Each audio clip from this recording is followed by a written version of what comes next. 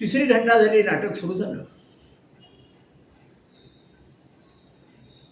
शंभूराजांचा प्रवेश होतो. हा हा जरूर बाळगले. एका क्षणात बाल्कनीतले सगळे प्रेक्षक उठून उभे राहतात. छत्रपती शिवाजी महाराज की जय, छत्रपती संभाजी महाराज की जय, जय शिवाजी, जय भवानी, जय शिवाजी. या ललकाऱ्या ऐकल्या, या घोषणा ऐकल्या की अंगावर रोमांच उभे राहतात. छत्रपती संभाजी महाराज, छत्रपती शिवाजी महाराज, किती जुना इतिहास आहे. पण ही नाटकं, ही नावं अजूनही लोकांच्या अंगावर रोमांच उभे करतात, लोकांना आनंदी करतात.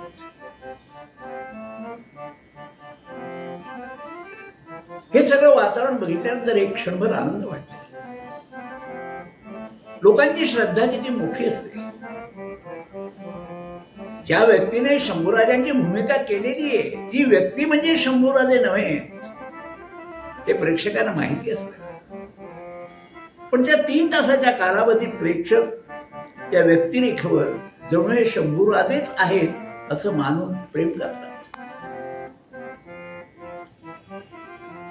आम्हाला कधी कधी खंत वाटायची, ते वैभव कधी परत बघायला मिळेल का. पण ते गंमत अशी आहे की प्रत्येक गोष्टीला एखादा अपवाद असतो.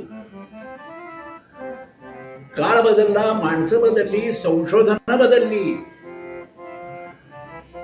पण जुन्या गोष्टीत सुद्धा रममाण होणारी, जुन्या लेखकांनी नाट्यरूपी तयार केलेलं शिवधनुष्य उचलणारे अनेक राम अजूनही त्या शिवधनुष्याच्या शोधात आहेत. असा एक राम मला एकदा सापडला. आणि ते नारायण जाधव म्हणून मित्र आहेत. एक दिवस मला त्यांचा फोन आला, पुढे काल शिवाजी मंदिरला मी इथे ओशाळ्या मृत्यू नाटक बघितलं. म्हटलं सगळं जाऊ दे, तो संभाजी सगळी वाक्य दमात बोलला का. बोलला म्हणजे काय, सुंदरच बोलला. येसुबाई सुंदर, संपूर्ण नाटक सुंदर, सेटिंग चांगलं, कपडे चांगले, तलवारी टकाटक, त्याचं संगीत, लाईट्स, प्रत्येक गोष्ट वाखाणण्यात झाली. म्हणजे नारायण ही संस्था कुठली हो. म्हणजे शिवगणेश प्रोडक्शन आणि कुठले तरी कोकणातले लोक आहेत. आता यांना शोधायचे कुठे, नाव कोणाचं माहिती नाही, काहीच नाही. कणकवलीला आमचा एक मित्र आहे प्रसाद नाड, त्याला फोन केला, अरे आपल्या सिंधुदुर्ग जिल्ह्यातील इथे ओशाळ्याचा मृत्यू हे नाटक शिवगणेश प्रोडक्शन या नावाने केलं जातं. कुठली संस्था, ही माणसं कुठली, तुला काय माहिती आहे का. तो म्हणाले जोडा मार्गाचे लोक आहे. तुला ओळखतोस. हो ओळखतो ना, शंभूराजांची भूमिका करणारे गणेश ठाकूर.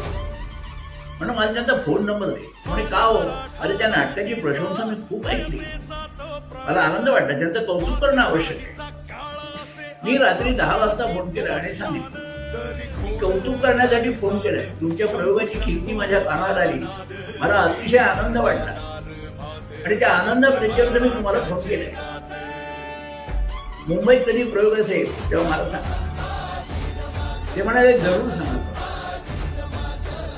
आणि काय गंमत असते बघा, इच्छा केली की त्या इच्छा पूर्ततेच्या दृष्टीने प्रवास सुरू. प्रयोग बघायचा म्हटलं आणि शंभूराजांच्या ह्याला लता मंगेशकर नाट्यगृह मीरा भाईंदर इथे या लोकांचा इथे ओशाळ्या मृत्यू या नाटकाचा 100वा प्रयोग होता. पहिला प्रवेश औरंगजेबातून झाला. आणि या नाटकाची एक गंमत आहे म्हणजे याचं एडिटिंग जे डायरेक्टरने केलंय ना, अप्रतिम केलंय. हे आता आम्ही त्याचे प्रयोग केले होते म्हणून आम्हाला माहिती आहे काय त्याची लेंथ किती आहे, ते पात्र काय बोलतो. पण ते लोक नवीन बघतील, त्यांना कळणार सुद्धा नाही, त्यांना वाटेल हेच कनेक्ट करत ओरिजिनल नाटक. थोडं छान एडिटिंग. मला उत्सुकता होती की त्या शंभूराजांची. दुसरा प्रवेश सुरू झाला. बनोजी, येसुबाई, प्रल्हाद नेराजी त्यांचा प्रवेश चाललाय आणि शंभूराजांची एंट्री होते. हा हा जरूर दिले आहे. टाळ्यांचा कडकडट. याही काळात शंभूराजांच्या भूमिका करणाऱ्या माणसाचं तसंच स्वागत होतं की किती आनंदाची गोष्ट. तो आला, त्याने पाहिलं, तो जिंकला आणि तो गेला सुद्धा. शंभूराजाने प्रवेश केला. हृदयापासून प्रत्येक शब्द बाहेर गेला. त्या प्रवेशात असलेल्या भावना, लेखकाचं व्याकरण, या सगळ्या गोष्टी उत्कृष्ट पद्धतीने त्यांनी सादर केल्या. आणि त्यांना त्यांची पत्नी झालेल्या येसूबाई म्हणजे डॉक्टर सोनल लेले यांनी उत्तम प्रकारे साथ केली. मनात आनंद झाला. हा शंभूराजांचा विजय. ठीक आहे, पुढच्याही पिढीत दमदार वाक्य बोलणारी माणसं अजून आहेत. संपूर्ण नाटक मला ते एक विषय होता. एवढं कठीण नाटक, कठीण भाषा, प्रत्येक भूमिकेचा अभ्यास निरनिराळ्या प्रकारे करणं आणि ती दुसऱ्या माणसाकडून उभी करून घेणं, हा एक मोठा चॅलेंज. तो चॅलेंज गणेश ठाकूर यांनी स्वीकारला. त्याच्यात ते यशस्वी झाले. त्यामुळे त्यांचा हा जो आनंदाचा वाटा आहे, यशाचा वाटा आहे, याच्यात कुणीही हिस्सा मागू शकत नाही. परंतु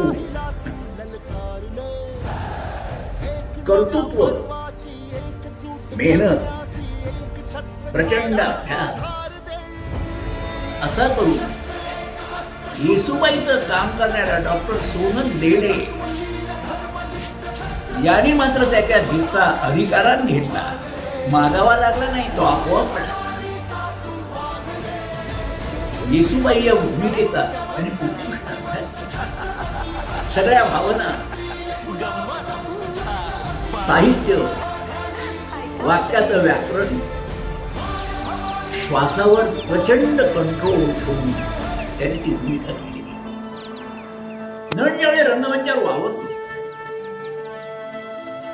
त्यावेळी निरनिराळ्या भावभावनांशी तो खेळत असतो. एखाद वेळेला तो विनोदी भावात असतो, एखाद वेळेला तो दुःखी भावात असतो.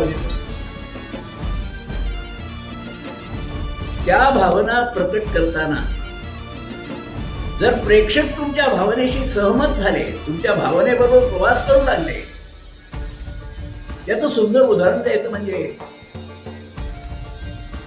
एखादं दुःखाचा सीन चाललेला असतो, मन पिळवटून टाकून तो नट किंवा ती नटी बोलत असते आणि आपलं जर लक्ष सहज ऑडियन्स मध्ये गेलं आणि समजा प्रेक्षकांच्या डोळ्यात तुम्हाला 2 पाण्याचे थेंब जरी दिसले तरी समजून जा आपली भूमिका उत्कृष्ट आहे.